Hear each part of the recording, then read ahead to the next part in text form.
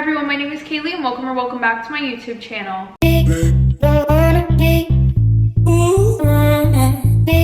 Okay everybody, long time no see. I know that I was like, oh my god guys, being consistent, and then just like wasn't consistent after that. I swear it's every time that I say I'm consistent that I'm not. I am not a consistent queen. I wasn't. But you know, I had to go home to Pittsburgh, see my family and everything like that, but I'm back now and here we are. By the way, I don't know if it's out already, but I have a video for you guys, a different kind of video that I'm super excited to post. And if you guys don't like it, I know that you'll tell me, but if you guys do like it, let me know. Let me know if you watched it, if I already posted it. Let me know if I should make more, okay? Okay, but without further ado, let's get into today's story time. I'm gonna bring you guys up close. There we go. Y'all, I am looking ghostly right now, like what the fuck. Real quick before we get into today's story time, I want to give a big shout out to Ofra because they sent me some PR and we're going to be using their eyeshadow palettes in this video. And you guys know that if I ever tell you to go and buy a highlighter, it is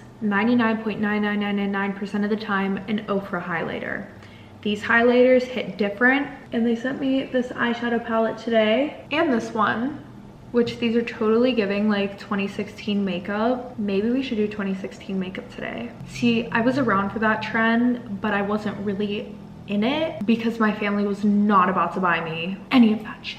I think the only thing I had out of that whole era was like the Anastasia Beverly Hills highlight palette where it had like, you know, a square. There was one like Moonlight and something else. That was completely irrelevant, but let's get into today's story time. For those of you who may be new here, I'm going to do my quick usual little rundown. For most of the video, I'll be looking in this direction because my mirror's over here and I would like to see what I'm doing. I do tell these story times in a first person point of view, so if you don't like that, then you can leave. There's the door.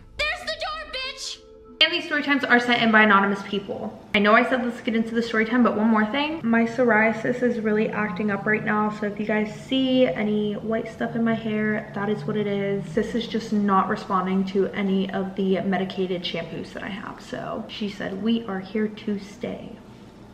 Anyways, okay, so story time about how my best friend was my bully. Oh no. So a little background information. I was around 16 or 17 whenever this whole situation came about, and I was a junior in high school. Before we get into this whole situation, I'm gonna give you a little bit of background information on my best friend Ivy's life. More specifically, the way that she grew up. Because I know for a fact, the way that she grew up, honey, let's just say that with her situation, this situation that happened between her and I was bound to happen, whether it was to me or somebody else that she was best friends with. Per usual, from the outside, it looked like Ivy had a perfect life. Her and her family lived in a super nice 2-story house with a white picket fence. But behind closed doors, her life was very far from perfect. Her parents, who I despise, Tom and Linda, had a very rocky relationship. Well, marriage, I guess, because they were married. Besides the point, they would argue 24/7, which caused Ivy to pretty much isolate herself all alone in her room. Well, I guess isolate does mean all alone. Maybe? It does. So yeah, she would just isolate herself from everybody in her room. Now, her older sister, Grace, was the golden child. She was a star athlete and a straight A student, everything that a parent could ever ask for. Grace was one of those kids where everybody was jealous of her because everything seemed to come to her naturally. For example, never having done gymnastics or never doing cheer ever in her life. She tries out for the cheer team in her sophomore year of high school, and in 2 months, she's captain the cheer squad. Literally an athletic and academic freak of nature. So this caused Ivy's parents to compare the two of them constantly. Anything that Ivy did was met with a response along the lines of, why can't you be more like Grace? For example, on report card day, I went over to her house that day after school and She gave her mom her report card, and Ivy got pretty good grades. Nothing compared to Grace's, but she still did really well in school. Better than I did. She literally would never get anything below a C+, which I know doesn't seem that good, but that would be like maybe the only one low grade on her report card. Anyway, so we're sitting in the kitchen eating lunch while her mom was going over her report card. She was also in the kitchen, and she like sighs really loudly, slams the report card on the counter, and she looks at Ivy and she goes, "Are you serious right now? A B in math? That is absolutely ridiculous. Either one, you're not paying attention in school, or two, you just don't care about school." And then she goes, "You need to start putting in the same effort as your sister." And then she calls Grace into the kitchen and she's like, "Grace, give me your report card." So Grace hands it to her, and Ivy's mom goes, "See, this is exactly what I mean. You hate it when we compare you to your sister, but she comes home with a straight A report card and she's in classes that are way harder than you're in." Because of the pedestal that Grace was put on practically their whole lives, you could tell that she never felt bad for Ivy. Like when we were all in the kitchen, she just looked over at Ivy and she went like kind of with like a look, and then she grabbed her report card and walked out of the living room, walked out of the kitchen. But yeah, that just goes to show that Ivy lived in Grace's shadow her whole childhood. Anyways, so back in elementary school, Ivy was best friends with this girl who we're gonna call Emma. And Emma was super bubbly, super outgoing, loved by everybody. And I was in the same class as them, but I was super shy at the time, so I didn't really have any friends. So I was just kind of like a people watcher, I guess, in elementary school. So even from where I was, you could tell that Ivy adored Emma and really looked up to her. But like I said, so did everybody else. Like at birthday parties, whether it was Emma's birthday or not, everybody would be sitting around her, wanting to play with her and talk to her. And then Ivy, on the other hand, would be left out because Emma was truly one of her only friends. Now, every year in school, no matter what grade you were in, you had to participate in a play, and every grade would have their own play that they were doing. I think this was where Ivy truly started to turn into a very jealous person. Also, at this point, Ivy and I had became a little bit closer, to the point where she would vent to me about Emma and stuff like that. Anyways, so Ivy had told me that she was super excited because she tried out for the main role in the play that we were doing, aka Beauty and the Beast. So she tried out to be Belle. Fast forward to the day that they were announcing who was getting casted in which part. Finally, at the end, they announced who the big roles were going to, and since Ivy didn't get any of the other parts, she thought that she definitely was going to be casted as Belle. And if you weren't casted as anybody, you would have to like work as the crew, aka setting up the stage and stuff like that. Well, finally, the teacher announces that Emma is going to be playing the role of Belle. Yeah. As you could imagine, this obviously really set Ivy off. Ivy was sitting next to me, and I could tell from the look on her face that she was super upset, but she also kind of started to cry, and then she got up and ran out of the auditorium. I was the only one who noticed though, because at this point, the last rule was announced and everybody was standing up, talking, waiting for the bell to ring, not really paying attention to her. In fact, to add insult to injury, they were all standing around Emma, congratulating her, and even the teacher was over there talking to her as well. So yeah. Which wasn't a bad thing, but it just really, really, really hurt Ivy. After about 5 minutes of her being in the bathroom, I snuck out of the auditorium and went to the bathroom to ask her if she was okay, which is probably the worst thing that you can ask whenever somebody's crying, because then they start crying even more usually. And in this case, that is what happened. She started crying even more. And then she starts saying that it wasn't fair that Emma got the main role and that she worked really hard to try and get that part. And then she starts like hyperventilating and talking about how Emma always gets everything without even trying. Like, she just completely exploded. Not long after this, Ivy and Emma's relationship or friendship started to crumble. Emma started getting closer to other girls, which obviously made Ivy really upset and it made her feel super alone. Well, then fast forward, the one day Ivy and I are standing at her locker when we overhear Emma and another friend whispering about Ivy. Her locker wasn't even that far away from Ivy's and she was terrible at whispering. But if we're being honest, even if she was good at whispering, we would still be able to tell that they were talking about Ivy because the whole time that they're whispering, they keep looking over at Ivy standing at her locker. Anyway, so we overhear Emma say, "She's just so clingy, it's so exhausting." And I was looking at Ivy when we heard that, and just from the look on her face, you could tell that that low-key destroyed her.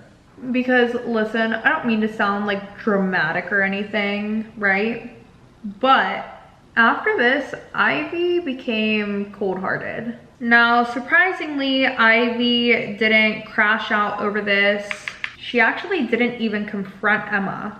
Instead, she just accepted the fact that her and Emma were growing apart, and things for her at home still weren't good. Her sister Grace went off to college on a full scholarship. And of course, their parents threw her a huge party, which I would like to address this because listen, y'all, in the past few years that I've been friends with Ivy, I've noticed that her parents are always celebrating Grace, always. Like, they would never throw Ivy birthday parties, but they would always throw Grace one. Actually, they would throw Grace 2 parties. One party for Grace and her friends, and then another one for the family to celebrate Grace. The favoritism is crazy. Not to mention, at the end of every school year, they would throw Grace a party, or what they would call a get-together, but anything over like 10-15 people is a fucking party. Be so for real. And it was always for another year of hard work or for another year of straight A's. It's like, okay, we get who your favorite is. Chill the fuck out, please. Anyway, so when Grace went off to college, you would have thought that maybe Ivy's parents would have gotten a little bit better because they would be able to just focus on Ivy now. But that's the complete opposite. Instead, they got worse. They started arguing way more than before. And when they weren't arguing, they were picking on Ivy. Like, whenever I was over there, I got to see it firsthand on how they would take out everything on her. We would hear them arguing upstairs, and then they would come downstairs and start ripping Ivy a new one right in front of me. I remember the one time after they had gotten done arguing, her mom came downstairs into the living room where Ivy and I were. It seemed like she may have been drinking. I don't doubt it. Her mom was a very heavy drinker. But anyways, she goes and she says, "Do you know that you're the reason why your dad and I fight so much?" And I'm just like, oh fuck, here we go. "The reason why your dad and I fight so much is because of you. You stress us out so much. And if your dad and I end up getting a divorce, it will be your fault. You need to start thinking about other people and not just yourself, because that wouldn't be fair to your sister." Emotional, damn it! Yeah, y'all. Yeah. Like, what the fuck? What type of weird shit is this? Weirdos. Terrible parents. Should have never had kids. Anyways, so yeah, I could tell that Ivy had a wall up, as any other kid in her situation probably would have. I don't think that anybody else noticed, but I could see that everything about her was becoming fake. And listen, I don't mean, OMG, she's a fake bitch, she said this and that behind my back about me, blah, blah, blah, blah, blah. No, I mean in a way of like, her confidence that she would display was fake. Her bubbly personality was fake. You know, the one that made it seem like nothing offended her, fake. And yeah, so now that you guys know a little bit more about Ivy, well, actually a lot more about Ivy, let's jump into my junior year of high school, which was supposed to be the best year of my life, which is what I told myself. I don't know why I told myself that my junior year was going to be the best year of my life, because quite literally it was the worst academically and in my social life. But anyways, we'll get to that. At this point, Ivy and I were inseparable. Our type of friendship was the one where you guys couldn't look at each other in class, because if you did, you guys would just burst out into laughter and probably get in trouble. But let me tell you guys about the first signs that should have warned me that she not only was my best friend, but my worst enemy. Oh my god, guys, I'm really going in with the 2016 makeup. Like, I have not put concealer fully under my eyes. Anyways. So everything started in the middle of September, a few weeks into school, a few weeks into my junior year. Now, I had recently started a TikTok account to anonymously share personal stories and poems that I had written and that I've never had the courage to show anybody or to show anyone as them being mine. This account was like my safe space and it made me happy. But then I started getting some hate comments. At first it was just one or two saying, oh, this is cringe or try harder. But I just brushed it off because one, this was an anonymous account, so I didn't really care what people had to say about me. Two, it was the fucking internet, okay? I knew better than to cry over some lame person behind a keyboard trying to make you miserable because they're miserable. But the hate comments just kept coming and they were getting worse. I had the usual ones that said, oh, she thinks she's a writer, how cute, or you're a joke and everyone at school knows. Stuff that just low-key didn't really make too much sense. And obviously some of these poems had a little bit to do with some depression that I was going through. And then I started getting comments saying, oh, you should play the blood violin. If you know, you know, and if you don't, good.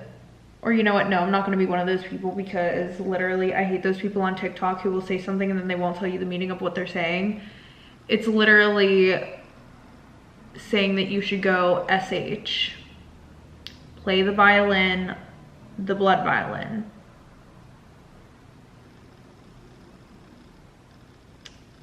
Yeah, so anyways, apologize. Yeah, obviously this really upset me. So then I decided to take down the account. So by the end of the week, one of my classmates had shown me a TikTok that someone made of me. It was an old photo of me back from whenever I was in middle school. You know, the kind that you definitely don't want anybody to see. Not a nude photo or anything, just like one that I wish would have stayed in the grave or in the my eyes only. Like, this was ugly. Leave me alone. Anyway, so the caption said something super childish, like whenever you try to glow up but fail. And then it's a picture of me, like the next picture of me is me not paying attention while I'm in gym class and making a weird face. This was so random. I didn't think that it had anything to do with my anonymous TikTok account or anything like that. Because like I said, people on the internet were assholes and I doubt that anybody from my school actually had followed that account. But while I was talking to this classmate, they were like, yeah, like this account just followed me and they have this video posted.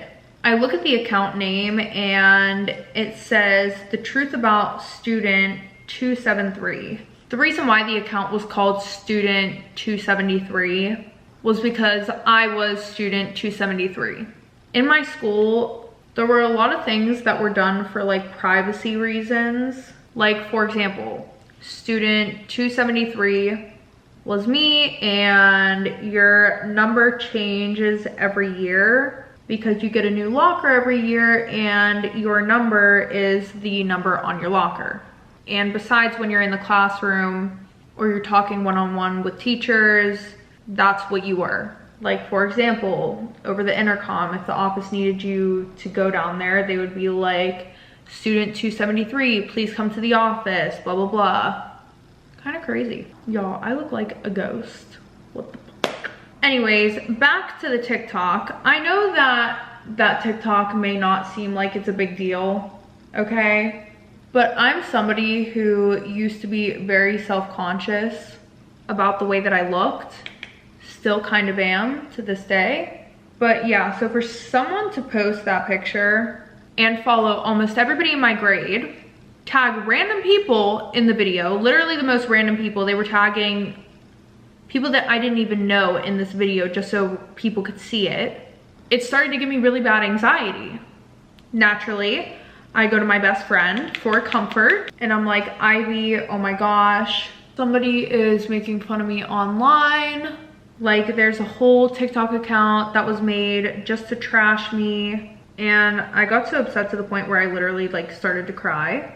And she starts to get really mad, and she's like, what the fuck? That's insane. Who the hell would do that to you? People are just jealous of you. Don't let them get to you. You're amazing, this, that, and the next. She even said that we should report the account and get other people at school to do the same. And then she suggests that we start posting videos about kindness and positivity to show this person that they can't get to me, which I thought was a really good idea, and it felt like she really had my back. But things only got worse after that. Over the next few weeks, at The Truth About Student 273 kept posting more videos, and one of the videos was a clip of me where I was presenting in my English class, and I have like a bad stuttering problem, okay? And I started stuttering almost like uncontrollably in this class during my presentation, to the point where I got really upset and ran out of the classroom. Anyways, it was so edited to the point where it looked like I didn't even know what I was talking about, and the caption said, "This is what an attention whore looks like." The main clip of me was stuttering and me running out of the room, and then the caption also said, "Maybe she's on drugs too." At this point, I'm starting to get super paranoid at school about everything. Like, anytime that I walked into a room, it felt like people were staring at me. Anytime that anybody was whispering, I thought they were talking about me. And people were actually doing this, but it wasn't as often as I thought. But I stopped sitting in the cafeteria because I didn't want to deal with the anxiety of having people stare at me. And then in my gym class, I was just standing there minding my own business when I hear one of these girls look over at me and they say, "Well, I guess the rumors are true," which I didn't even know what the fucking rumors were, because I thought that this account had been taken down, when in reality, it didn't get taken down. Turns out they had just blocked me. Anyways, fast forward, Ivy and I had a project to do with these two other girls for our science class. And these two other girls and I were gonna stay after school, so I texted Ivy, "Hey, wanna stay after school and work on this project with us?" She said that she wasn't gonna be able to make it because she had family stuff to deal with. So I start walking down to the cafeteria, which was where you would go if you were staying after school to do work. And while I'm on my way down there, I pass the computer lab. And I'm already walked past it, but I hear the teacher say, "Ivy, I'll be right back. I have to go to the bathroom." So I stop, and then I turn around. Not everybody has the fucking name Ivy. So the teacher's walking the complete other direction toward the bathroom. I walk over to the computer lab, and I look through the window, and I see Ivy sitting at one of the computers. That's like, her back is facing towards the door. And I'm sitting there and I'm like, that's weird because she said that she had family stuff to deal with and she couldn't work on this project. What the fuck's going on? Like, what is she doing? And her bus had already left, so it's not like she was running late to the bus or anything. No, she missed the bus. So I see her switch her tab from whatever she was doing on the computer over to TikTok, which was already on the computer. Like, she didn't have to search up TikTok or anything. And that's whenever I see the account name on the screen, the truth about student 273 pop up. Yeah, y'all, I haven't put strip lashes on in so long. Pray for me, please. This is insane. Anyways, when I tell you guys that I genuinely think that I had a panic attack, I'm not even joking. Maybe you guys can let me know if this was one, but y'all, once again, I'm gonna apologize if you can hear my dog snoring in the back. He always decides to have the loudest sleep while I'm trying to film. And holy shit, I forgot to cut these. Oh my god, I forgot how bad this fucking hurt. Holy shit. Oh, hell no, y'all. I forgot how bad it hurts when you do not cut off the fucking part of the lashes that will stab you in the fucking eye. Wow, that was painful. Holy shit. I don't know, has it really been that long? It has, yeah, holy fuck. All right, we're going back to the magnetic ones because that was way too bad. Anyways, okay, so back to what I was saying. My palms started to get super sweaty. I started to feel super dizzy, super shaky. And let's just say I've never experienced anything like that before. Anyways, I had no idea what to do about this. Thankfully, it was Friday, so I had the whole weekend to kind of think about what I wanted to do. And of course, I avoided talking to Ivy the whole weekend. Like, anytime that she would call or text me, I would not answer.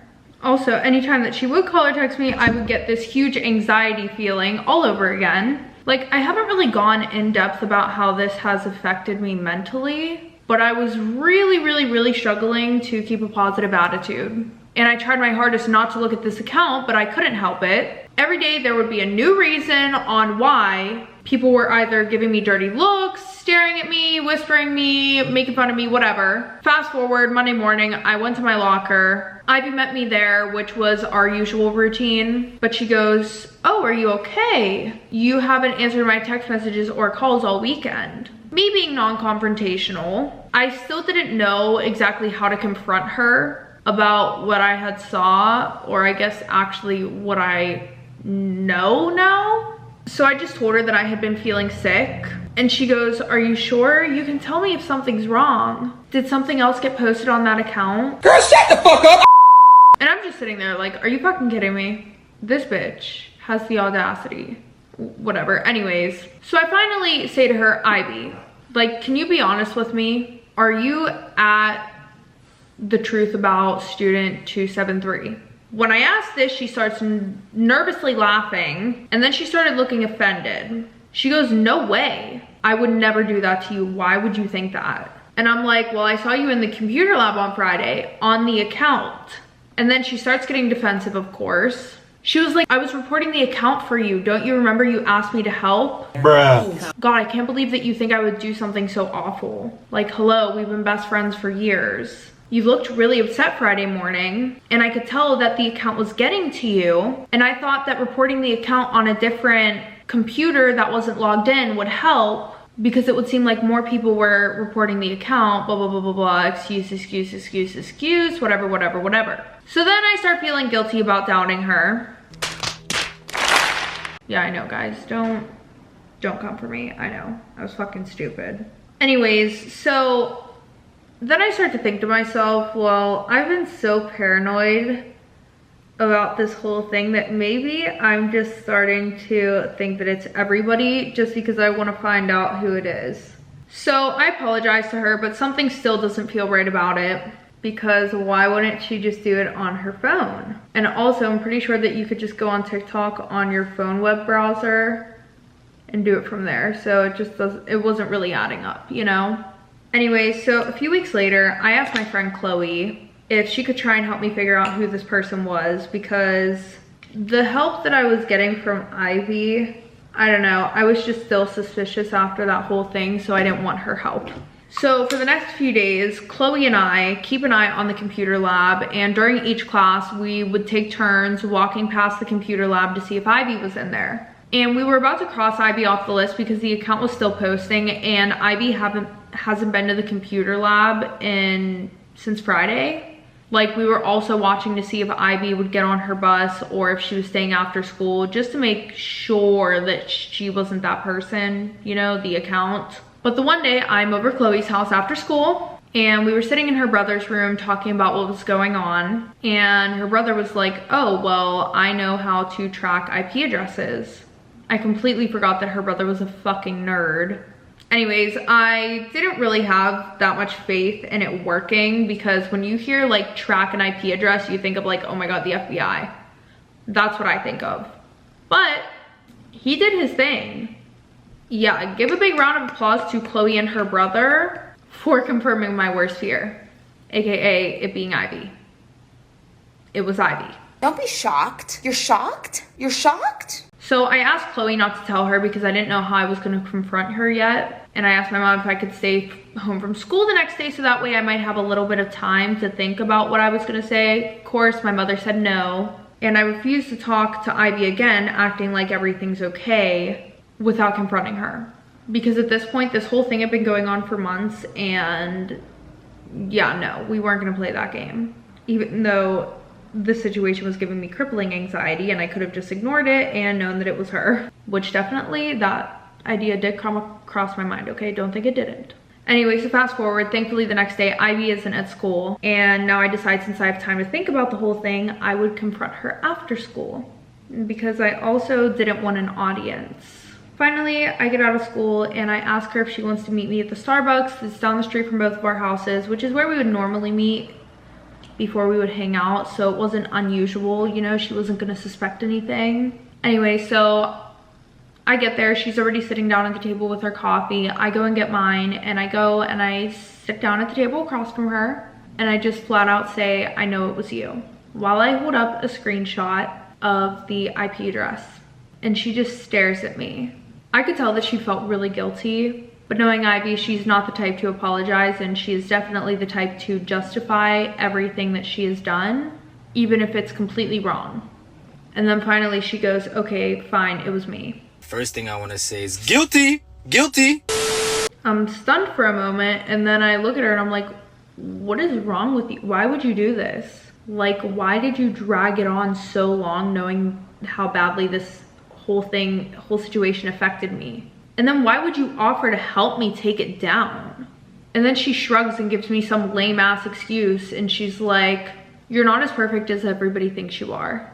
I don't know why people think that you're this perfect person, and I feel like people needed to know the truth. Props to her for being honest, but seriously, what the fuck? So then I say to her, you didn't just tell the truth about me. You lied too. You told people that I do drugs and that I'm bulimic. And then she was like, well, I wouldn't really consider that lying. You definitely could be. After this, I didn't know what to say, so I just fucking walked away. Like, what do you say to somebody who justifies that? Nothing. You don't say anything. You walk away, because there's no reason in arguing with somebody. There's no point in arguing with somebody who's going to justify doing the most evil shit. Cutting her out of my life was one of the hardest things that I had to do, which I know sounds overdramatic, but when you have to cut somebody off who you know everything about and who knows everything about you, and somebody who's a part of your daily routine, it can feel like a huge piece of you is missing. Anyways, I ended up having to explain to our mutual friends what happened and why we were no longer friends. Some of them didn't believe me at first, because of course she started telling people a whole different story, which was that I made that account for attention and for people to feel bad for me. I still don't understand why or how Ivy did what she did, without feeling any little bit of remorse, but I guess it's because I don't have a fucked up brain like she does. But I learned that sometimes the people that are close to you can hurt you the most. And even though it's painful walking away from a toxic friendship, it's better than staying in one that slowly destroys you. Okay, everybody, that is the end of today's story time. If you guys like this video, make sure to give it a thumbs up. And if you want to see more, hit that subscribe button down below. And if you want to know whenever I post my next video, make sure to click that bell. And if you guys want to know how to send in your anonymous story time, or you want to send in your anonymous story time, make sure to click the links down below in the description. But other than that, I will see you guys next time with a new story time.